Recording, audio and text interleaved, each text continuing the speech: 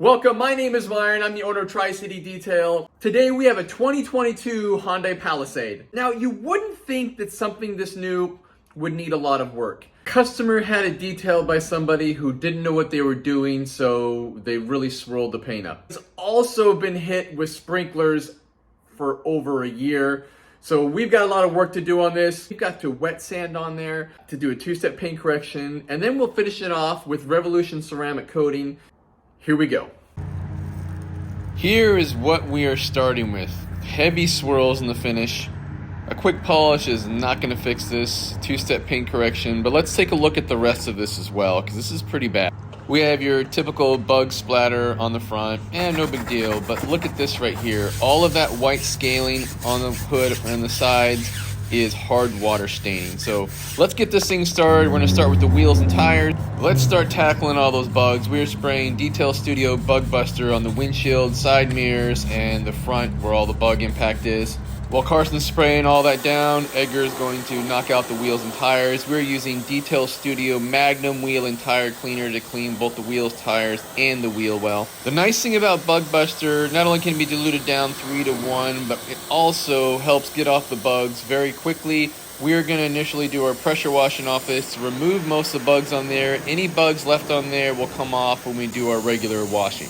There's so many bug removers out there, and you're always looking for what's a good one on the market. I guarantee you Detail Studio Bug Buster is a very effective bug removal chemical that's fast and effective. Now before we get this all soaked up, this is one thing we do in the pre-wash as well, is we spray Detail Studio Magnum in all the door jambs, and then we pressure wash them out. This will get the majority of that grime out of the door jambs.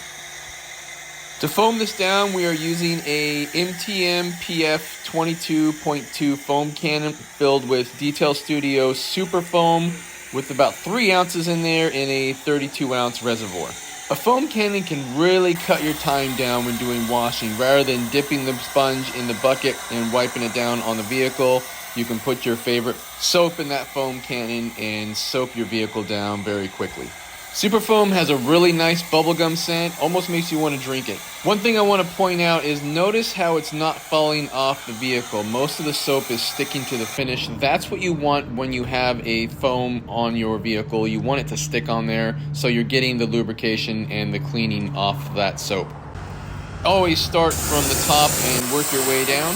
After we have this all soaked down, we're going to rinse it and we're going to put iron out on the whole surface of the vehicle. The nice thing about this iron out is you don't get that rotten egg smell typical with iron removers. After we rinse it, the next step we're going to do is clay bar the vehicle. This is going to get any embedded contaminants out of the paint. You want to get all the contaminants out of that surface, so when you do apply your ceramic coating, it has the best bond possible. After we clay this off, we're going to rinse it and take it into the bay and start getting to work on this. Now, I mentioned there was a lot of hard water on this vehicle, so that's the first thing we're going to tackle. Water spot removers are not going to remove this, and compounding. These are embedded in here. They've been over a year. They're baked in, so we are wet sanding these out. We're using 3000 grit to start the sanding process, and here's a little peek. This is what it looked like beforehand, so later on you guys can see what the after looks like in this paint after we have wet sanded it out. We had to do the quarter area of the hood on there and that whole passenger side. That process alone added an additional 5 hours to the finish. As you can see here, this is all sanded now. It's dulled out. So now we're going to start compounding to remove those sand marks. You could use a rotary on this, but in this case, we're going to use Rupus Blue Wool with Detail Studio Impressive to get those sand marks out. We're also going to use this as a process of our two-step paint correction as being the first step.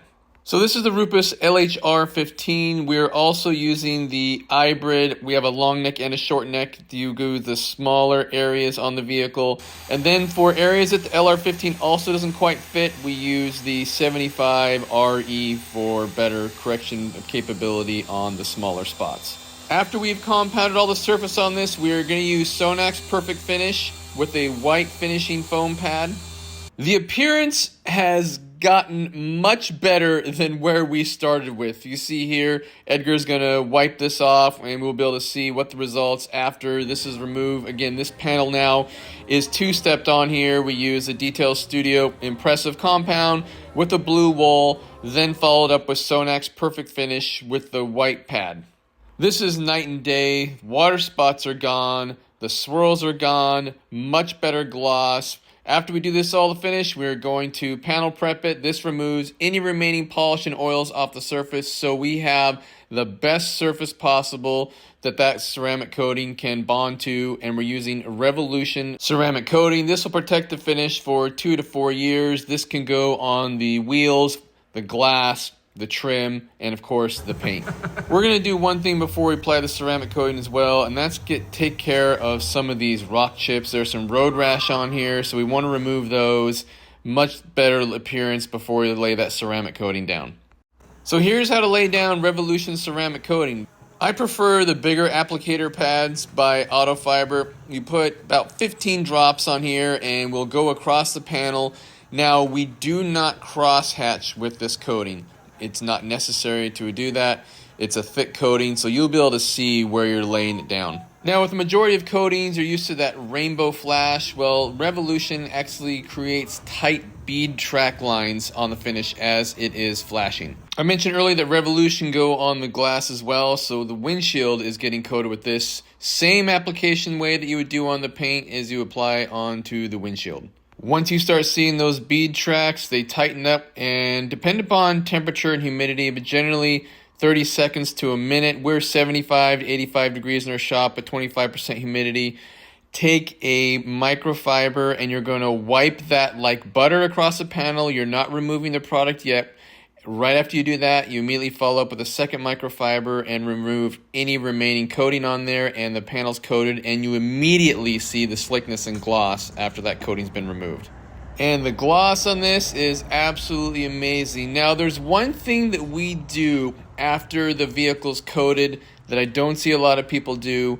We have the customer come back 2 weeks later after the coating's fully cured, and we give them a wash tutorial showing them how to properly wash, maintain, and take care of the ceramic coating. This is the vehicle's first time it gets washed, and they come to these wash tutorials, and we show the customer how easy it is to take care of their vehicle and how quick the water sheets off on there. So this is 2 weeks update after the vehicle was coated. We're showing the customer how to take care of this, and you can see here how quick the water sheets off. It just makes cleaning so much easier once a vehicle is coated with Revolution. And so here it is, 2 weeks later. The customer knows how to take care of it now. We are done. Leave in the comments what you would like to see next in a video. See you next time.